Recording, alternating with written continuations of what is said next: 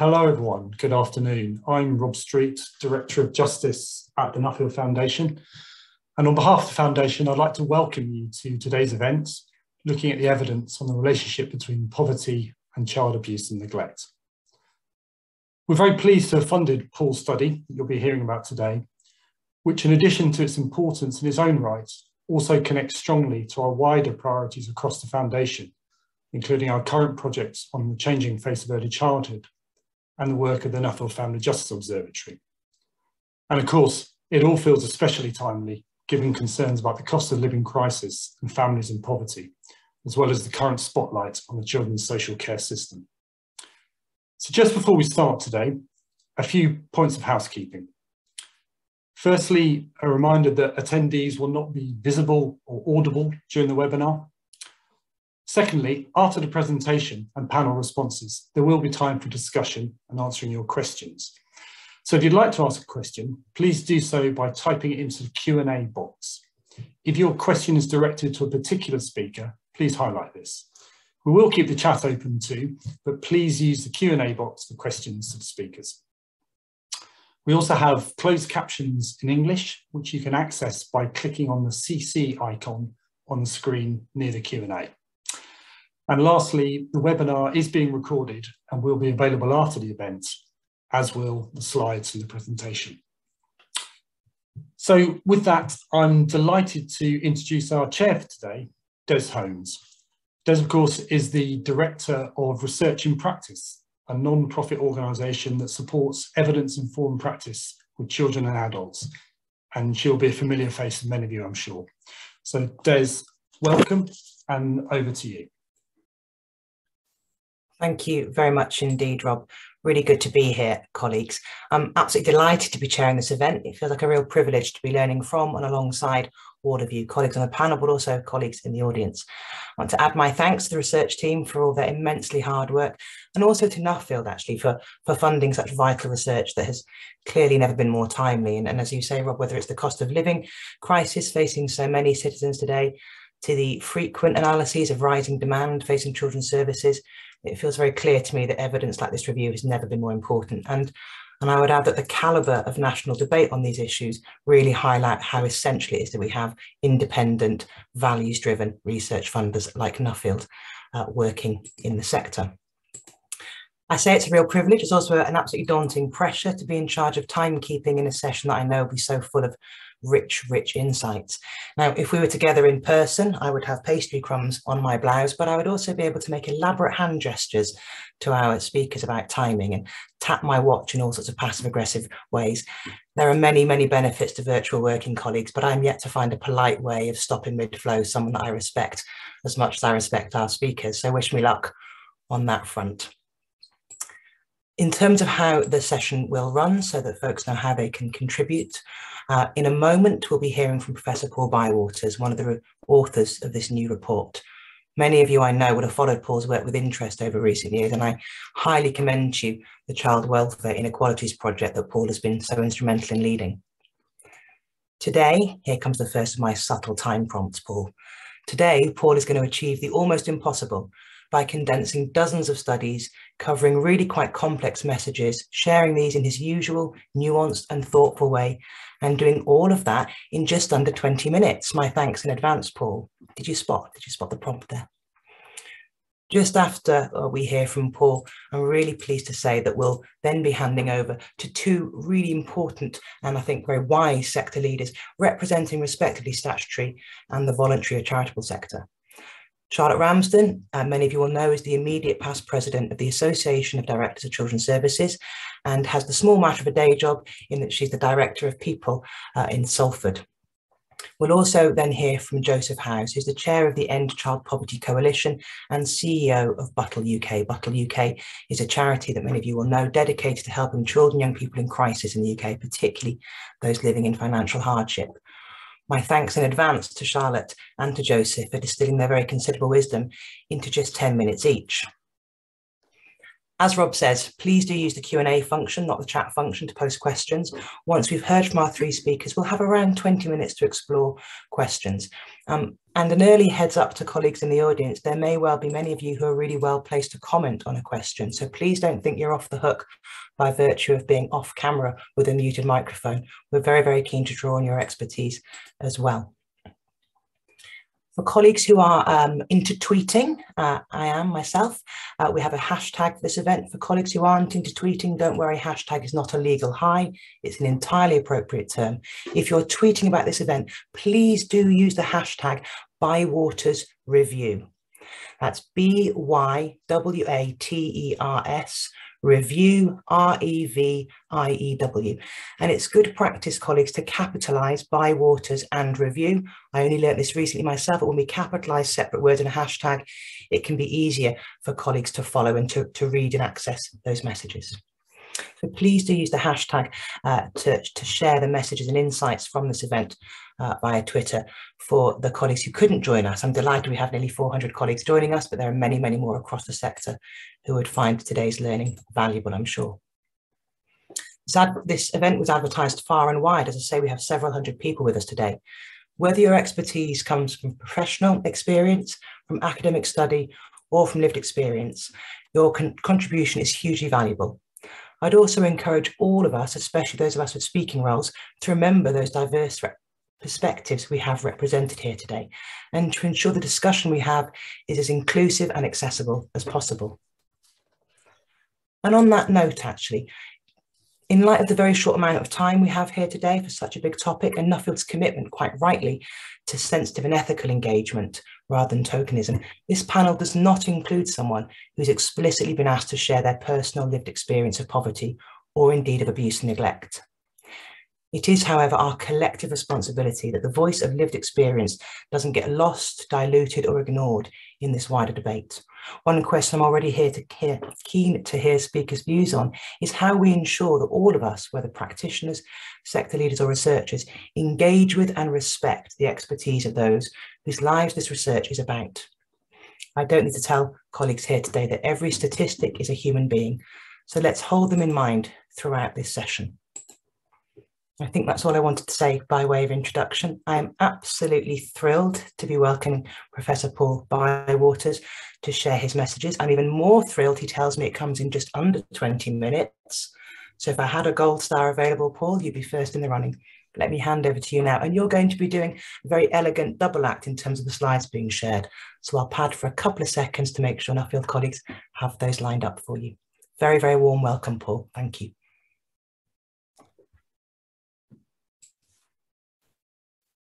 Thanks very much, Des, and thanks to colleagues at Nuffield for hosting this event and also for funding the research that Guy and I, with 2 or 3 other colleagues, undertook. I'm sure you know this really, about a literature review of the literature, the research that was published on the relationship between poverty and child abuse and neglect between the beginning of 2016 and the middle of last year. So I know there's some important papers and obviously very significant contemporary issues going on right as we speak. But this is a research up to the middle of last year. That's just a note of warning. Now, one of the problems that confronted Guy and me when we thought about how to publicize our report was that we had, we think, no single killer statistic, no single killer point. And the danger is that this new evidence that we analysed about the relationship between poverty, child abuse and neglect might be just seen as same old, same old. But while there isn't a single show-stopping headline, I think this latest 5 years of evidence contains many really important insights. And what I hope, I guess every author hopes this, what I hope is that people will read the report in detail, because there's a great deal in there which can't be captured in a single sentence or two, or even in the summaries that we've written. We're hoping that the report can be a resource for researchers and policymakers, because we list and outline in annexes each of the papers that we reviewed, but also for practitioners. The issue we discussed, particularly in Chapter 5 and the concluding chapter, are likely to stimulate a lot of thought, we think. Some of the conclusions are challenging, both for government and for all parts of the children's social care system, as you'll see as I go on. All I can do today, I think, is to give you a taster, really some personal reflections on what we found that I hope will leave you wanting more. Our starting point was different from the previous review that I was involved with in 2016. In 2016, we had to prove that poverty is a crucial contributory causal factor in child abuse and neglect against the hostile narrative of individualized blame, the language of troubled families and sinking states that you'll remember. By now, this time, that case has been broadly accepted, at least within the social care sector. So the 2020 Scottish Care Review and the English Care Review's Case for Change both said that they saw poverty as a central issue for children's social care. And since 2016 too, the NSPCC has radically rethought its approach to poverty. So we're starting against a slightly different background this time. Could I have the next slide, please? So this time we wanted to go beyond that central argument to see what the evidence says in detail about poverty and child maltreatment. How exactly does poverty influence abuse and neglect? How does deep poverty or persistent poverty, how does insecurity and inequality add to the strength of that relationship? How are different groups and different places affected? And crucially, how effective are national governments and local services engaging with family poverty to prevent or mitigate harm to children? So it was beyond the basic question, is there a relationship? To how does that relationship work out? Next slide, please. And what do we find? We found a volume of research that surprised even us, despite being immersed in this field over the years. So 90 new peer-reviewed papers from 15 developed countries in these last 5 years. All of the studies found some evidence of a relationship between poverty and abuse and neglect, that living in poverty makes child abuse and neglect more likely. Now, of course, you have to be very cautious when transferring findings from one country to another. The policy context and even the definitions of key terms can be quite different. But it's the consistency of evidence across the studies and from researchers in many disciplines, economics, public health, psychology, sociology, social work. It's the consistency of the evidence that I find compelling. Next slide, please. Secondly, we crucially found an extraordinary 18 new quantitative studies, albeit mostly from the United States, which we call quasi-experimental.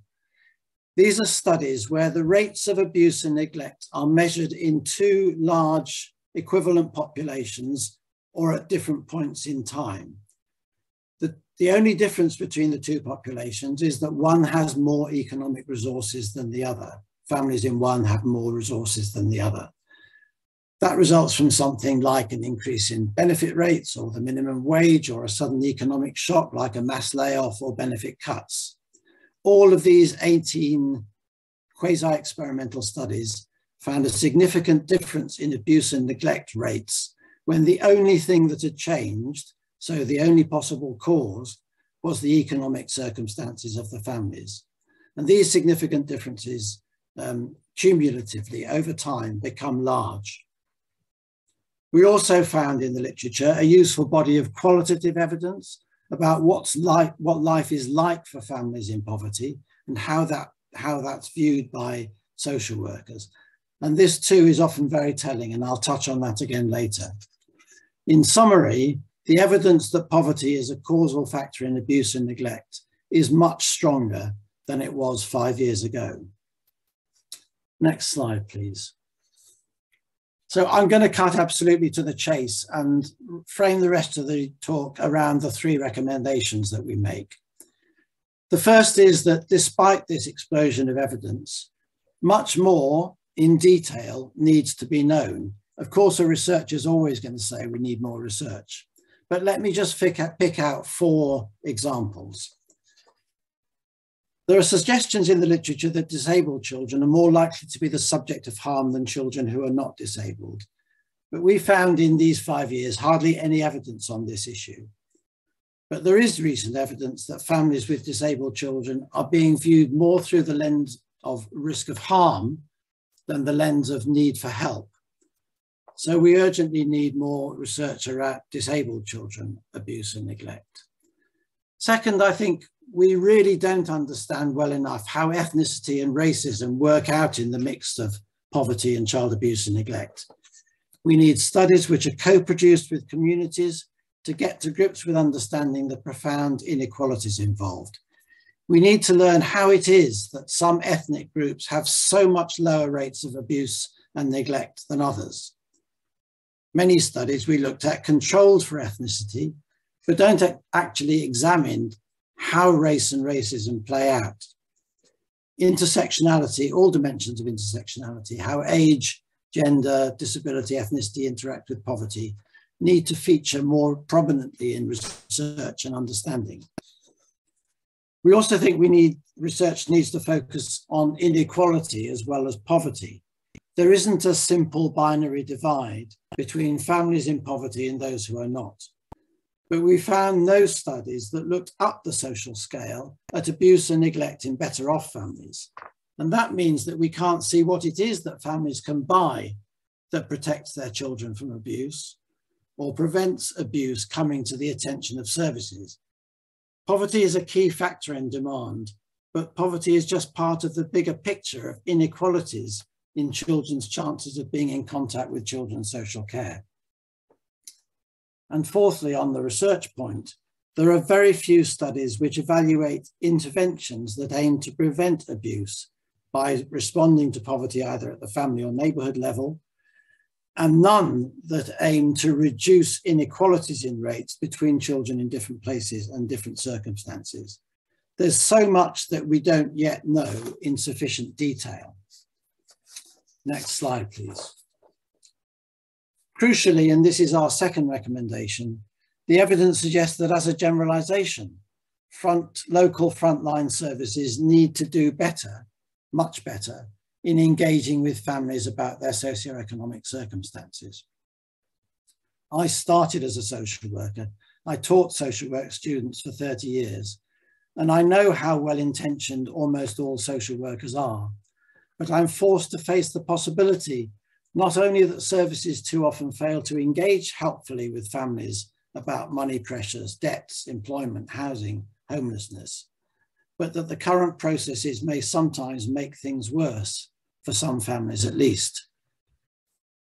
The evidence for the insufficient engagement comes from the absence of discussion of families' economic circumstances in most assessments, in case conferences, in court reports, in case reviews and supervision discussions, and in the factors and assessment data required for returns to central government. And the lack of engagement matters because it means too often parents feel that some of their most pressing difficulties in meeting their children's needs are not recognised. And this feels like a lack of respect, which adds to feelings of stigma and shame. The qualitative evidence suggests that poverty is too often seen by services and by workers as a background issue, as structural, as distant, something social workers can't do anything about. And I sympathise with that. But this doesn't reflect the meaning of poverty for people who are living with it, which is something that's pervasive, constant, and an immediate worry. Poverty brings anxiety and depression, family conflicts, sleep disorders, lack of energy and vitality, and hopelessness. How are we going to get by? How are we going to keep our self-respect? How do we stop these anxieties eating away at our relationships? Poverty also isn't just the same for everyone. Deep and persistent poverty and an insecure and unpredictable income are worse than just steady, predictable, low income. And being poor in a resource-deprived neighbourhood acts like a double whammy, another dimension for services to engage with, which is at odds with a purely case-by-case approach. The evidence also says that poverty is not a standalone issue, just one of a list of factors.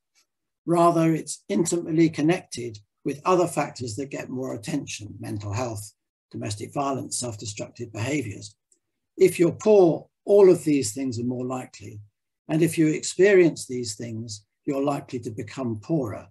It's a vicious cycle that has complex significance in people's lives and relationships.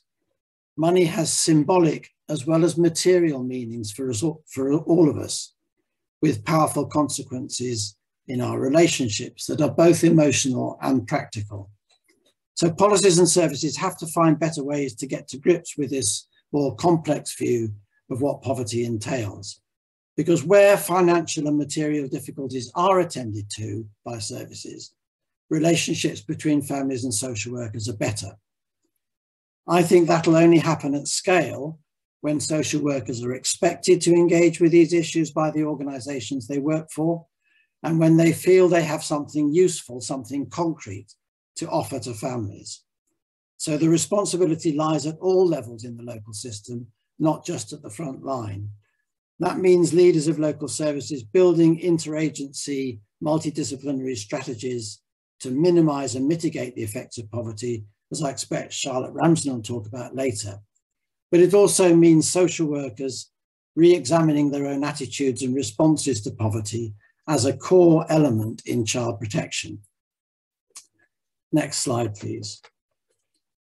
And our third recommendation was about central government. I think the evidence suggests that central government has the essential responsibility here. And there are three crucial areas where national government holds the power.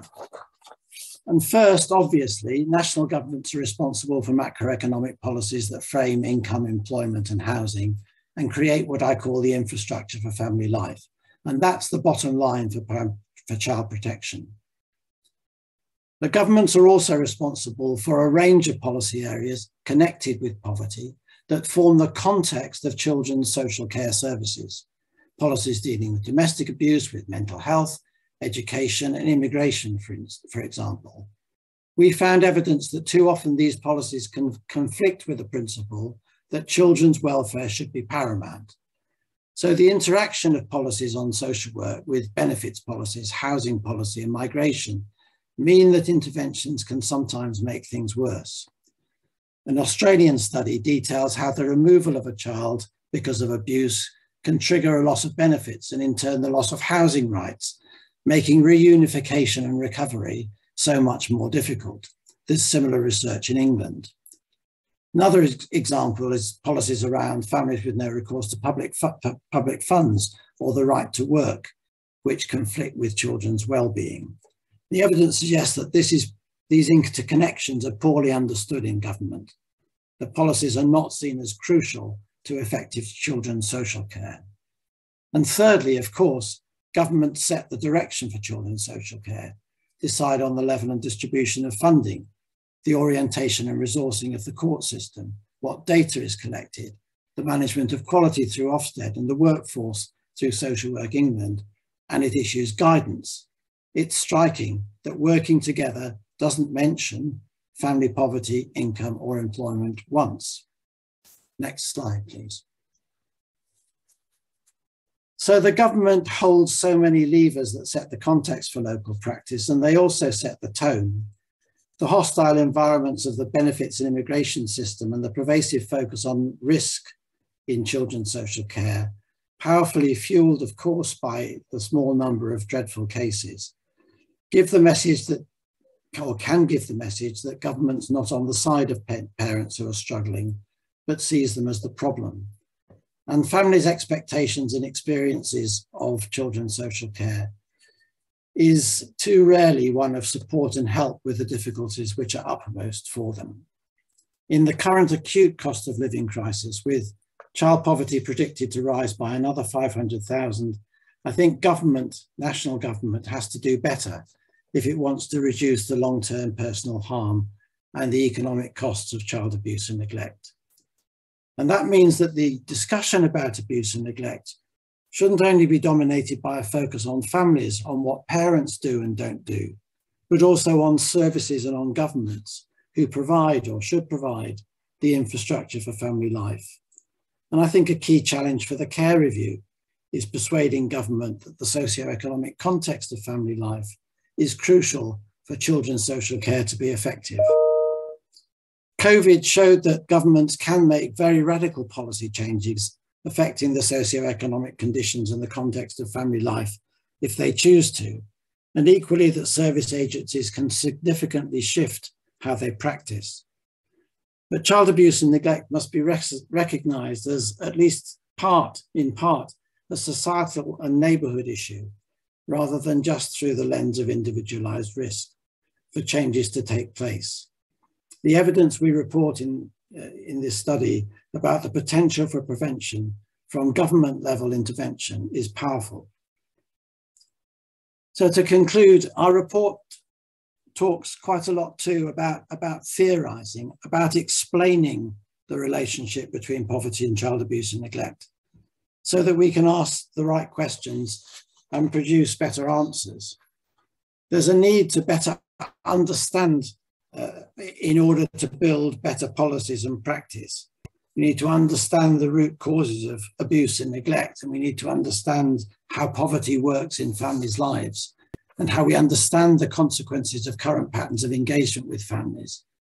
That conversation, of course, needs to be with families, not just about them. If we can explain these relationships better and gain even better evidence, that should help work out how we as a society can do better by children. And that's in everyone's interest. Thanks, Des. Thank you very much indeed, Paul. I know what hard work it is to distill all those messages into something so clear and thoughtful.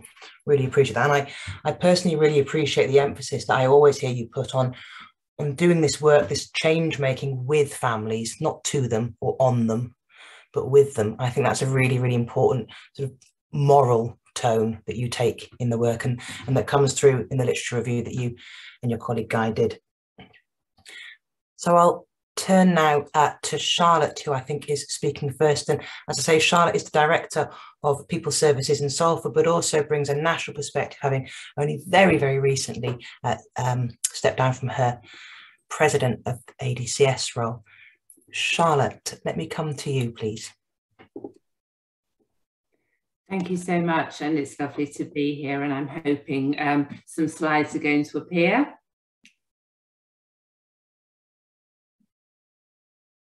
That's brilliant, thank you. So if we could move on to the first slide, please. So I've included this because in response to everything you've just heard from Paul, this is the ADCS summary of the activity that happens in children's social care. We undertake a safeguarding pressures survey every 2 years, and the last one was produced in February 2021. And I'm not going to go through this detail, you can look at it at your leisure. But what it shows is a relentless increase in children's social care activity over the last 10 years, and an increase in children subject to child protection plans, an increase in children who need to be in our care system. And obviously an increase in busyness of services. And that has been linked at the same time to major budget reductions, which we're all very familiar with, which have led to a loss of that creative early help, not just in children's services, but across councils that in previous times might have supported mitigating the impact of poverty in a way that we're struggling to do now. And we know, and we've always known, that child abuse and poverty are linked. We only have to look at where our referrals come from to know that. But we can't, through this data here, do any direct correlation about what exactly is going on where and the direct impact of poverty on the children who are behind these statistics. But we know all too well from the work we do the impact of poverty that Paul's already described, and the stress and the daily challenges that are created for families who live in poverty, and particularly in deep and long-lasting poverty, and how that adds to the vulnerability of them working in day-to-day life and building their family life and caring for their children. And so far, our focus on that has been about reducing poverty. And that's obviously a really critical element and something we must never lose sight of. We have to reduce poverty. But actually, we haven't focused enough, and Paul has really reinforced that through his review. We haven't focused enough on understanding what it really feels like to live in poverty, and therefore how to intervene effectively and bring the impact of poverty into that wider planning and approach to how we support and intervene with families. And I'll come back to that in a minute. If you could just move on, please. So in terms of ADCS, we've been focusing very much over the last couple of years, particularly on a national response to poverty. And we've talked about the immediate mitigations and the need for long-term solutions. And obviously in these last couple of COVID years, there have been a number of immediate mitigations offered, and that's been really helpful and really positive. And thanks to Marcus Rashford for free school meals in holidays, that's been amazing. And thanks to furlough payments that have certainly enabled some people to return to work, etc. We've also had a lot of impact in terms of long-term solutions, and we've referenced already Trouble Families and the new Supporting Families Fund. We were actively involved in developing the case for that and also the case for family hubs, and were really pleased to get 3-year funding for that. And it's really important in terms of recognising things such as pupil premium, which have been around for a long time, but crucially, and it's been referenced already, the potential impact of the Children's Social Care Review. ADCS has been actively involved in the Children's Social Care Review at every stage, and that's really exploring the role of social work for the future and what social work should include, but it's also looking at that in the context of multi-agency partnership systems. And many of you will have heard or read what Josh has already published in relation to his thoughts around family help. And we are very interested to see how that plays out in the final report once it becomes published. Within all of that, we've been emphasising learning from what works as well as what doesn't. And we have learned a huge amount in the last number of years around what effective social work practice and effective multi-agency practice really looks like. Des just referenced that mantra about doing with, not to, about strengths-based relationship-focused practice, about understanding the impact of trauma, about walking alongside families, about whole family approaches, and about really thinking about those wider concepts. And within all of the work that's been happening in relation to the Children's Social Care Review, we have stressed continually the importance of considering the impact of poverty. And one recommendation I'm going to add to Paul's is that we share Paul's research and review with those who are finalising the Children's Social Care Report, because I think it's crucial that they have the opportunity to consider it.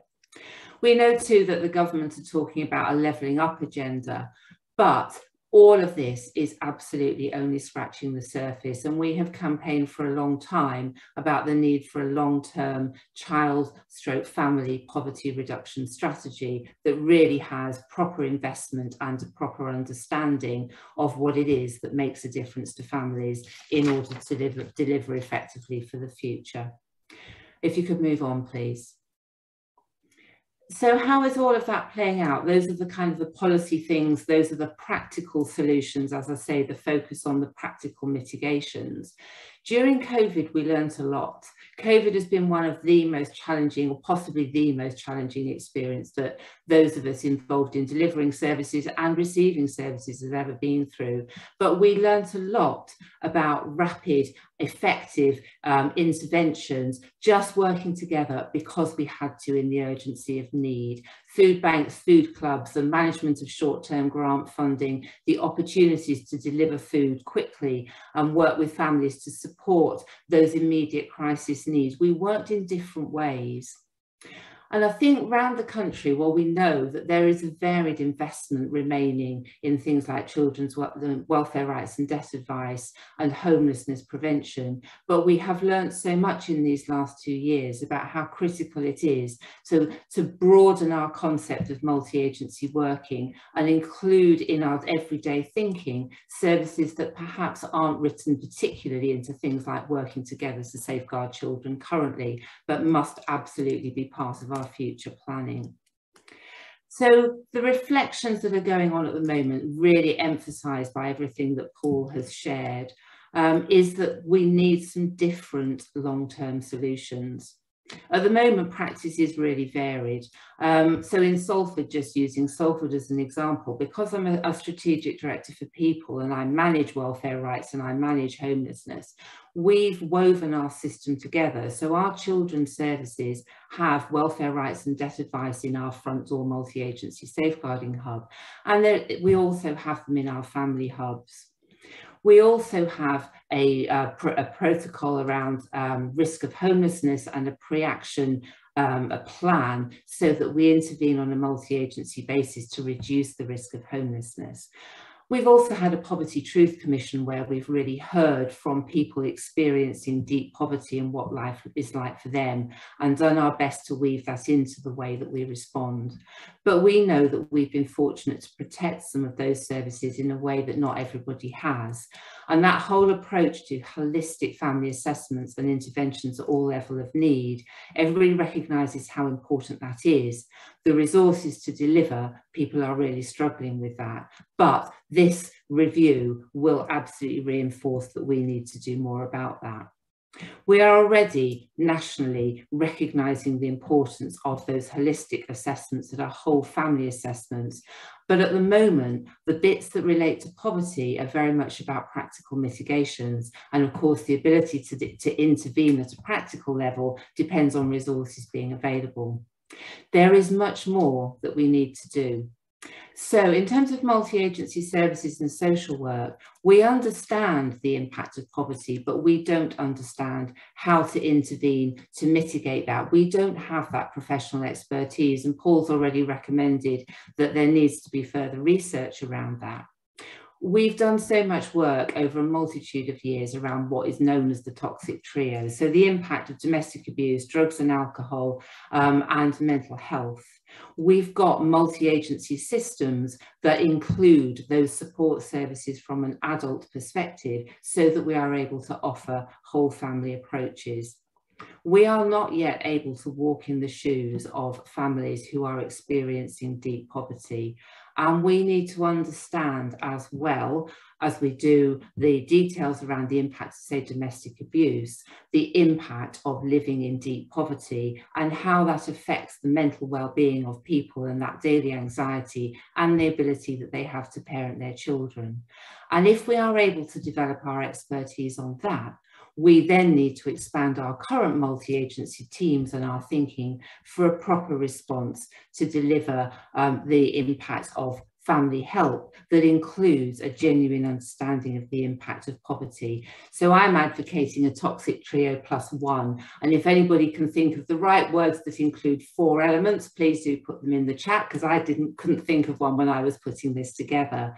But it really does feel like that 4th crucial element based on the work that has been done and the greater understanding that we've got.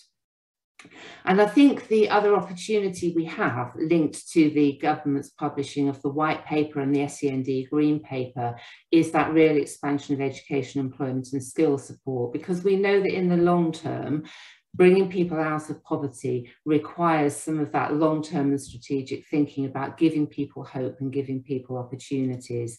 And we know that the government have identified education investment areas and priority education investment areas, and we in Salford are one of those, sadly.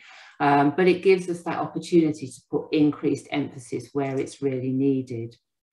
So overall, our focus needs to be on both a national and local poverty strategy and investment, both in terms of delivering the impacts that will mitigate poverty and draw people out of poverty, but actually those that will also help us to walk in the shoes of people experiencing poverty and really understand how to support them in terms of their mental well-being and their parenting using that toxic trio learning and approach.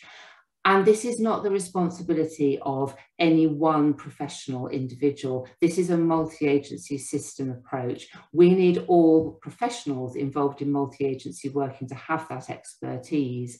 And then we need to work out how we expand our system and our resource and our way of working together to deliver that effectively. If we're able to do that, and we are already building the bones of that through the work that we're doing, then we have the opportunity to see true levelling up for the future. And I know that talking to Joseph, as he shares thoughts with you from his perspective, those real opportunities about how we can do that together going forward, maybe give us hope that actually this time we really can make a difference. Thank you. Thank you very much indeed, Charlotte. Appreciate your input there. And I know that there is a rich debate happening in the chat now about toxic trio and its relative limitations as a concept. So thank you for triggering that discussion. Joseph, let me come to you now, please, because as Charlotte alluded to there, this is not the work of any one agency, and our colleagues across the voluntary and community sector are absolutely vital allies in a whole system approach here. So it's excellent to be able to hear from you. Your 10 minutes start now, Joseph. Thank you, Des. Thanks very much for the chance to respond to this report today as well. I just wanted to give a few quick words to introduce the End Child Poverty Coalition. All of the organisations in the End Child Poverty Coalition stand up for children in poverty every single day, and we ask absolutely no less of the government. And the coalition exists to hold the government and all main political parties to account on this issue. And today, just under 80 organisations from the voluntary sector are members, including local and national charities, faith groups and unions as well. When it comes to child poverty in the UK, there are so many stark statistics, and I'm sure you're all very aware of those. We've included a link in the chat to some of the key facts from our website of the coalition, and you can also look on there for our annual child poverty stats that we're kind of well known for, essentially. So for me and the coalition, this report highlights really, really clearly that family poverty and inequality are key drivers of harm to children. And the key points of note for us as a coalition, in particular in the report, are that it states the economic conditions of family life alone, without any other factors, impact on rates of abuse and neglect. It adds that increases in income in the family home reduced rates significantly. The impact of poverty in many studies was substantial and not marginal, and that economic shocks increased abuse and neglect, except when families were protected by welfare benefits. And so that's all very, very clear, and yet we fear levels of child poverty will dramatically rise this year as the cost of living increases continue, and alongside government inaction in this area. So we know that child poverty isn't inevitable. We've seen during COVID that with state intervention via the benefit system, child poverty levels can be reduced. It was estimated 400,000 children were pulled out of poverty last year when universal credit was increased by £20 a week. It strengthened the safety net that should be there to catch us all when we most need it, but the government's decision to cut universal credit last October is likely to have pushed those 400,000 children back into poverty. There's a likely threefold increase of factors concerning poverty to come. Number one is the numbers living in poverty. Two is the depth of poverty for those experiencing it. And we've said about in the report, deep poverty, says deep poverty growing rapidly in the UK in recent years, and persistent poverty are more damaging for children's safety and development than a low income or temporary difficulties. And then number three is the duration spent in poverty. And the report again highlights studies that show a longer duration in poverty has a detrimental effect on the likelihood of child abuse and neglect. And in this cost of living crisis, unless there's a significant change from policymakers, we're likely to see all three of those increase. And that's hard hitting, and it's pretty stark for children as well. Whilst the government may well report on levels of child poverty, and it has done recently in March, it's got no legal obligation to reduce these figures. And currently there's no child poverty focused strategy to do this either, as we've said. And that's been a policy call for the End Child Poverty Coalition for years. So from this report, what are the opportunities for political influence? Simply, it provides additional evidence that's so important when pushing policymakers for change. It can be used not just for politicians, but also to focus the public eye on the harm poverty causes as well. And when we speak to policymakers, we absolutely need a robust evidence base concerning the effect of poverty on child protection and raise public awareness of it too, and in order to galvanise the government to take action. The report has clear connections to the existing policy positions for the End Child Poverty Coalition, and we've recently updated these, and they include practical recommendations to be taken by governments across the UK to reduce levels of child poverty. And that's from investing in our social security system and social housing, to the provision of free school meals for all children on universal credit, and funding for schools to bridge the attainment gap. I'll quickly highlight one example using just one of our kind of broad policy positions, particularly connected to the findings in this report and supported by the evidence it provides. So in one of our calls, we ask that every child should grow up with access to enough money to achieve a decent standard of living. And so, for example, we're asking that the government must address benefit levels so families receive the support they need and can always afford the essentials. A family-focused strategy to support parents who are able to work must be developed.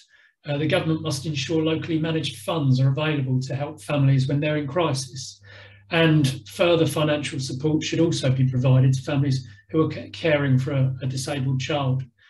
And much like the researchers in the report, we see poverty as a result of a broken system. And the current benefit system isn't fit for purpose, and it needs to be overhauled to ensure it's working for the benefit of those who need it the most.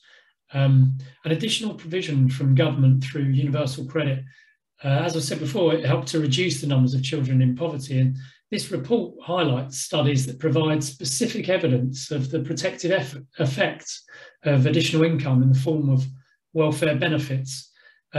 We're planning to share our updated policy positions as a coalition in the next few weeks, and so everyone attending on this, we hope to be able to share those with you so that you can have a read through those in your own time as well. I wanted to just add a quick word on comms and framing when using this report in a policy context, and also when communicating to the public as well. For so long, people living in poverty have often been blamed for their own situation and the decisions that they've taken. There's a risk that research like this can be miscommunicated by some to further perpetuate that stereotype. We've got to ensure that these results aren't misinterpreted to put the blame on families or suggest that people living in poverty are more likely to harm their families. Poverty puts significant pressure on struggling families and undermines their ability to cope.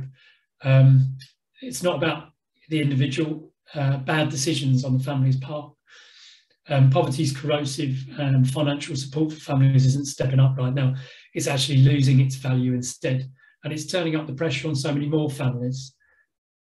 This report supports this framing, particularly regarding the main points mentioned earlier concerning the challenges of the depth of poverty families face and the duration they remain in it.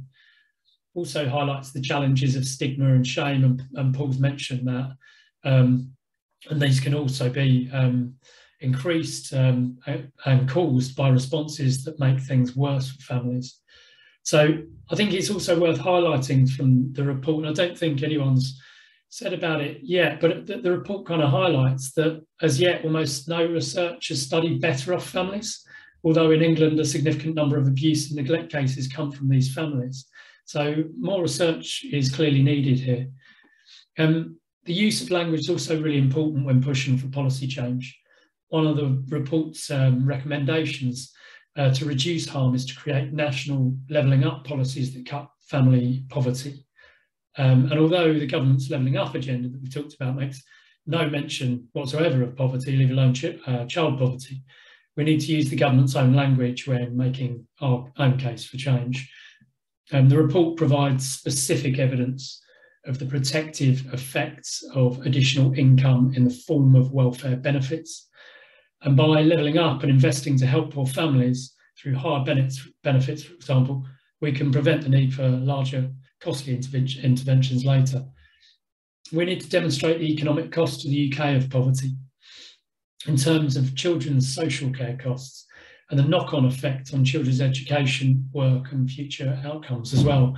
Growing up poor means being more likely to have a range of physical and mental health problems, be excluded from school and taken into care. So as well as the human cost, this costs the Treasury billions through greater additional spending on public services.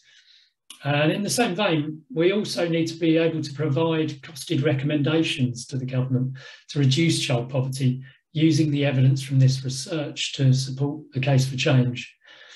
And I just wanted to highlight a couple of additional things really quickly that came out of the report and that we feel are relevant in the policy arena as well as the research field too, but I'd argue just further afield than that as well, certainly across charities.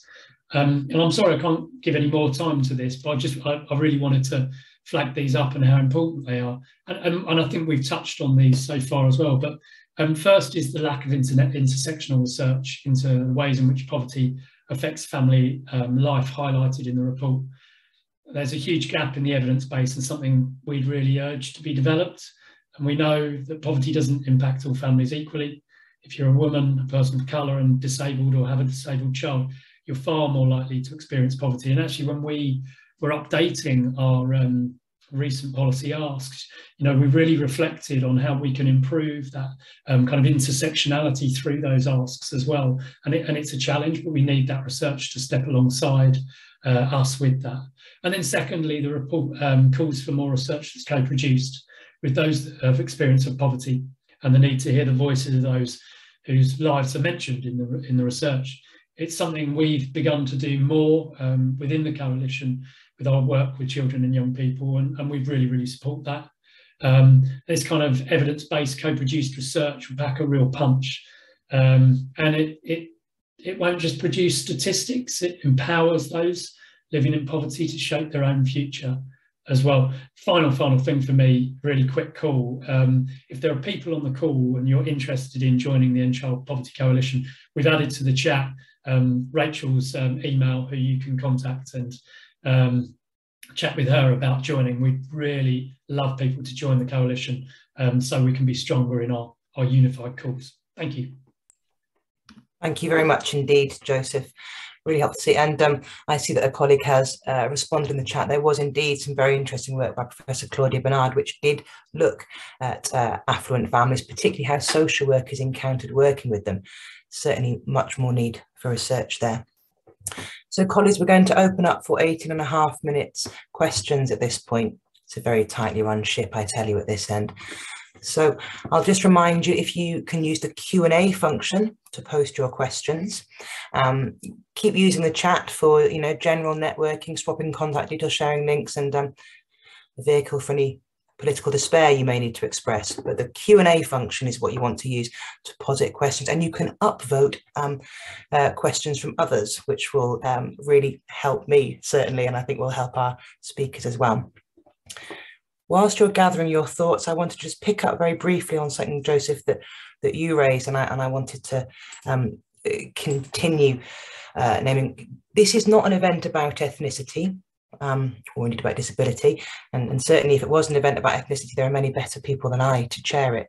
However, as you've touched on there, and as Paul touched on in his presentation as well, the interplay between ethnicity and poverty starkly shows how already marginalised groups bear the worst consequences of an unequal and unjust society. And there are many organisations working at this intersection, many Black-led organisations or organisations that foreground expertise by experience. And I've just posted on Twitter using the hashtag Bywaters Review a few organisations that were brought to my attention. I really encourage you, colleagues, to learn about their work, learn from their work, find out the smaller grassroots organisations in your community, and please support them if you can. It's a really essential element of this wider debate. And I'm also minded of the points about shame and stigma and how we can make sure that in this Q&A session, we're acknowledging some of the very painful emotions actually that this work brings up. primarily, of course, for the families we serve, but also for the practitioners working in this very complex, nuanced field. I once saw a very wise but much older and much more male academic say at the start of the Q&A session, let me just remind you, colleagues, questions are one sentence long and they end with a question mark. I'm not sure I can carry it off with quite his gravitas, but that is my steer to you, colleagues, in terms of your questions. And I'm going to start with, I can see the upvoting has worked. This is a question to you, Charlotte, but I suspect your answer might be, it wasn't a decision of ADCS's, of course. So we hope to hear your views.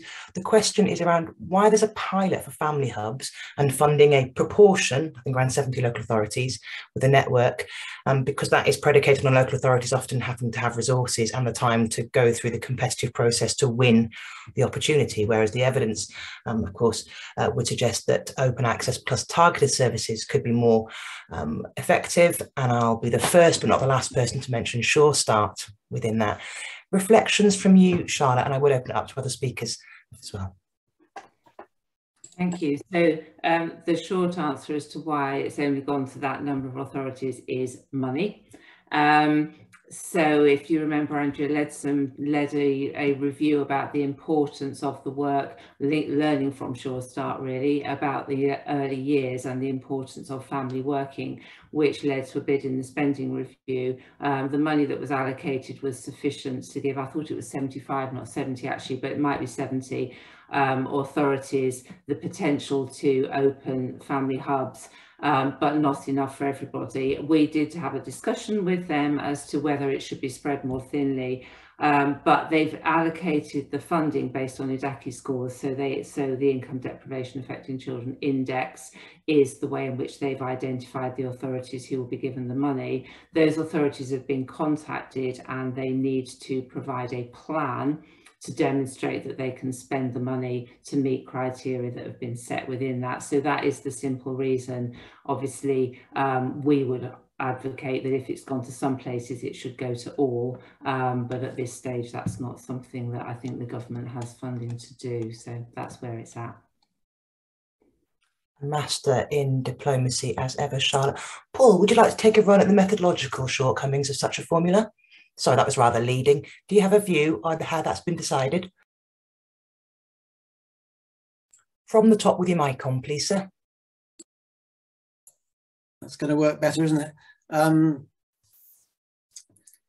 I mean, but one of the frustrations about how the funding is allocated, and Callum Webb has shown that it's less well matched to need than it was a decade ago, is that the government commissioned work on the funding formula.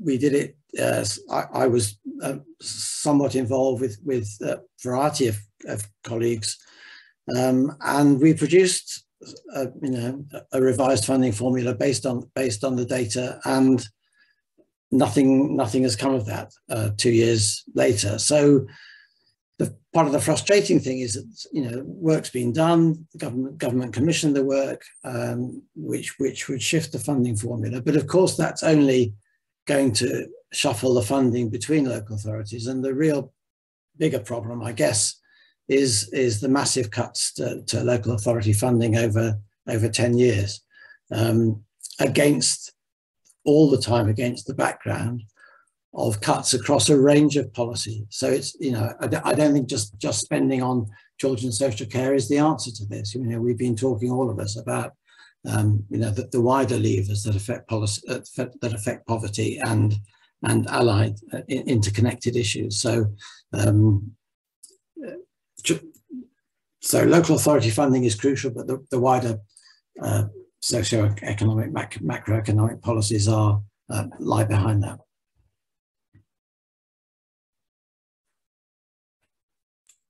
Thank you very much indeed. Now, this is going to look like it's terribly rigged because she's one of my team, but I promise you it is in accordance with the upvoting stats. And I want to come to a question now about, in the context of a cost of living crisis, with the child and family system acknowledged to have become increasingly calibrated towards investigation and child protection, and with radically reduced early help and universal services, I'd like to come to you first, please, Joseph, because the question is about how can we make urgently clear to national government colleagues the levels of need for family support of many, many kinds, much which would fall outside of children's services, as you just say, therefore, practical, financial, mental health support, for example, support for families who may previously never have been in touch with services. So to you first, Joseph, how do we persuade decision makers of the fact that children's services is not just children's services business, I suppose? I think I personally, I would go back to this work I've been talking around co-production and actually ensuring as a coalition we are listening to the children and young people that we work with and their families, and trying to work alongside them to get their voice heard by politicians, because I think a major frailty for us at the moment is that we really struggle to do that, and we struggle to get their voices in front of politicians. And there are some organisations doing it very well, but I'd actually really push, and my own organisation in this as well, we are working on that, but we're still behind the kind of curve on it. So we need to improve. It feels like we need a way of explaining Marmot's call for progressive universalism in language that speaks to the priorities and mindset, for want of a better word, of some of those in power. Charlotte, Paul, would you want to make a brief comment on that question before I move on? I think it's incredibly difficult. Joseph, Paul, through what he's done, lots of people are making the case. I think one of the most powerful things is the voice of children and young people. And if we can do more to advocate or bring their voice into their experience. So some of the things that the current Children's Commissioner are doing are quite interesting. Obviously, she did her big ask, but some of the things that she's doing, and she has developed a knack of asking for just a bit more than the government have provided, but doing it through the voice of children and young people. And I think that's quite an interesting approach. And I'm wondering whether we could do more of that on a wider basis. That may just add something to what we're doing now. It's like you're really chiming with Joseph's point about co-produced research packs a real punch. Not that we ever advocate violent solutions to pressing social issues, of course. Paul, unless you particularly want to come in, I'm going to direct the next question at you. Okay. So it's a great question, and it's picking up on a point that you'd made about we don't actually understand what it is that wealthy families appear to be able to buy to offset the risk of abuse and neglect. And wondered if you could expand on that. When you said that in your presentation, Paul, I immediately thought, well, is it that you can buy stuff to get you out of that situation, or is it that we're simply not surveilling and scrutinising you to the same extent? I tend to believe that every child in the country could warrant a CAF, dating myself there, if you peer hard enough. So is it that we aren't looking, or is it that there are material needs that can be met? And could that form our argument for tackling maltreatment? Yeah, I think some of this is pretty obvious stuff, isn't it? That we know the kinds of things that parents will spend on children if they've got the money. So, good childcare, after school clubs, tutors if there's problems at school, holidays and treats, which, ease relationships, is all sorts of, at the extreme end, moving areas in order to get better schooling or to get access to better neighborhood resources and so on. There are many things that parents can spend money on to help them look after their children. And if and they undoubtedly help very substantially the task of parenting. And I think this is the benefit of I know the reports about poverty, but my belief is that actually a focus on inequality is in some ways more illuminating, because when you look up at what parents we shouldn't think of it as better, but accept the metaphor for the moment. You look up the social scale, then that actually demonstrates how money impacts on parenting just as much as looking down does, if you like. And I think somebody's put on the chat that I think Claudia Bernard has done a little bit of work on this, and should be able to say more about that, but I can't. Maybe Claudia's on the call. I don't know if she could. It would be great if she came on. But in general, there's virtually no research that looks up in this way, and that means that the point I'm trying to make about understanding better what's going on in families misses that whole bit. Understands how more money can help. Thank you. You said something that you prefaced with, stating the obvious. I wonder if it is obvious to everyone in this country that I think I'm right in saying that the research so far shows that when you give poorer parents money, they tend to spend it on their kids, not on things which certain newspaper audiences might consider to be inappropriate. Broadly, it doesn't go on tellies and tattoos, it goes on children because people love their children. That might feel really obvious to say.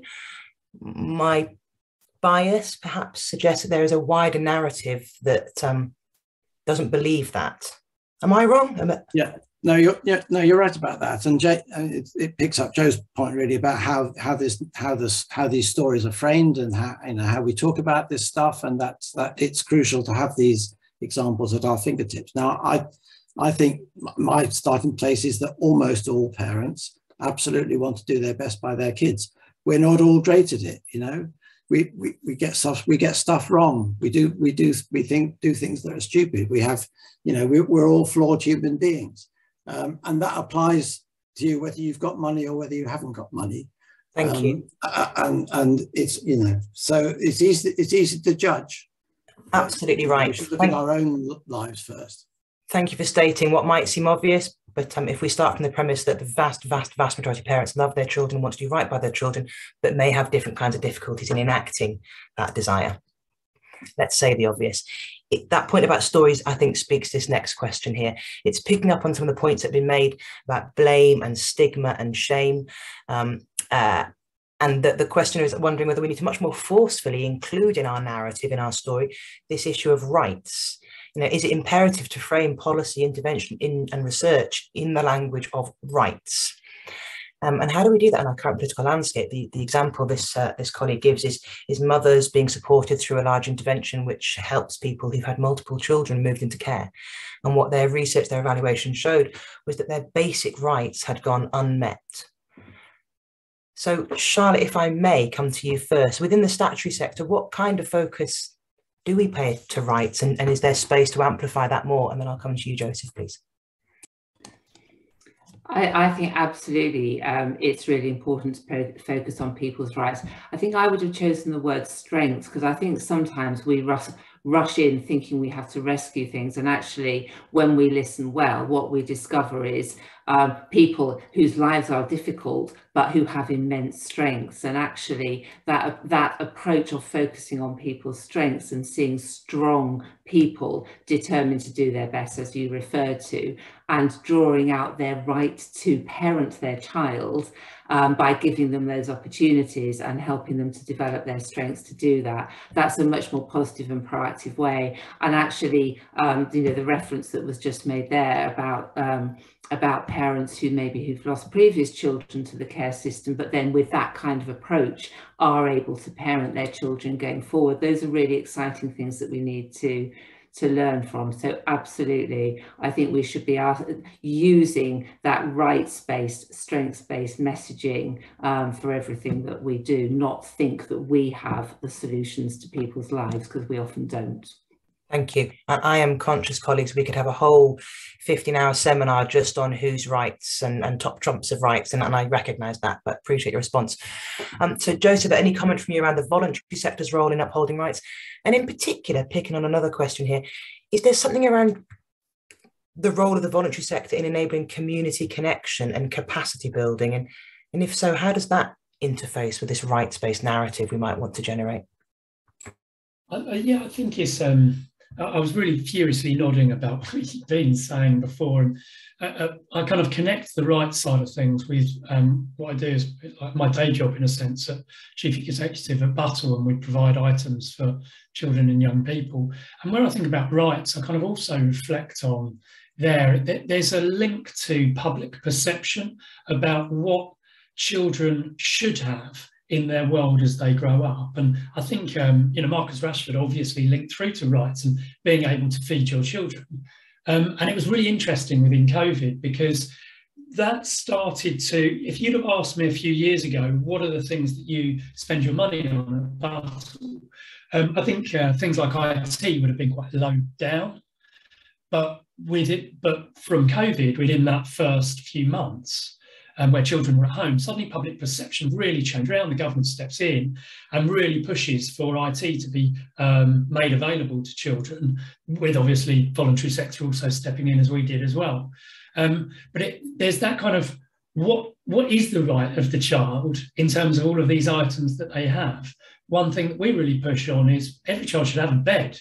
And yet when we still talk about the fact that there are hundreds of thousands of children out there without one, I think the public are quite surprised every time we say it. And so there's got to be an understanding with the public about, well, what rights actually in reality do you think that children should have, and how can we push on that boundary as well?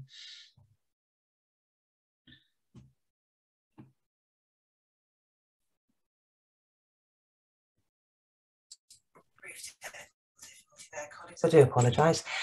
In a slight move off script, the benefits of multi-platform engagement, I actually pick up on a question that's come through via Twitter. So this is unseen to speakers, I do apologise. It's a question around language, just keeping on your toes there in the final few minutes. A colleague asking, it speaks to issues of shame, stigma, whether there is a sort of a problem with the language, because when we talk about poverty and child abuse or neglect, there is something immediately off-putting, a disconnect. Is it the Daniel Glazer quote, a linguistic and conceptual dilemma, because you want to protect the child but not label the caregiver? And the colleague on Twitter saying, perhaps words like harm are easier to engage with, the relationship between poverty and harm, rather than necessarily child abuse, which could be off-putting. And I wondered if you want to give us any final words on language, and particularly how we might use language to form a more productive story, to counter issues of shame or stigma or othering. Any calls to action with regards to our language and tone? I do think it's a real challenge. I mean, I spent months writing this report, obviously, and some of the words that we use, maltreatment, they're ugly words, I think, and I take the point about talking about abuse and neglect as well.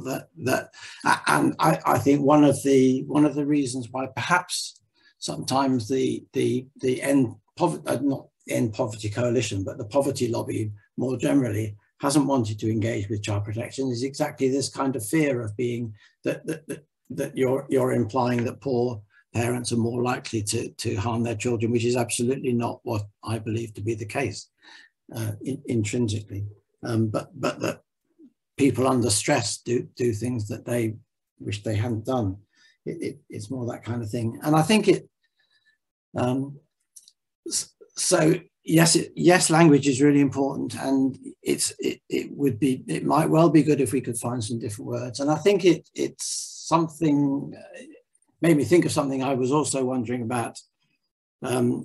To do with the difficulty of these conversations for workers with families. Very often we're not used as a nation to having kind of personal conversations about people's financial situation, their debt and their employment and so on. So it's a profoundly skilled and emotionally complex task that we're asking of workers to do. Good point. This. But we are supposed to be skilled and emotionally literate people, aren't we? So we must find ways of doing it. But I know it's really difficult for workers and difficult for families to get into that. To admit being in poverty is a hard thing as well. So there are real complex issues here, which and the language is a bit of that, undoubtedly. If I may, Joseph and Charlotte, in the interest of finishing in 60 seconds, I can see I'm getting a nod. I'm allowed to move on. Thank you. So there is a call there for how we think about our language and how that might promote the kind of nuanced, ethical, thoughtful, complexity-attuned, empathic, rights-based practice that we aspire to provide if we are in practice roles, or for our citizens to experience, whatever our role. Thank you so much for your contributions. I'm not going to take 5 minutes to sum up because I'm the least important person at this session by a country mile. I suppose I want to raise the issue that's come up in the chat and the Q&A a few times around the term societal neglect. You know, when a family comes to the attention of safeguarding professionals because their living conditions are harmful to their child's health or development, you know, or because a parent is working 3 jobs to make ends meet because it's heating or eating this month, yeah, and they're unable to supervise their children, we need to ask, as we have today, who exactly is neglecting who in that dynamic? Where is the notion of societal neglect as part of our conversation regarding neglect, harms facing children? The thing that's shone through for me today is the imperative for more curiosity, less dogma. Fewer dogma, less dogma.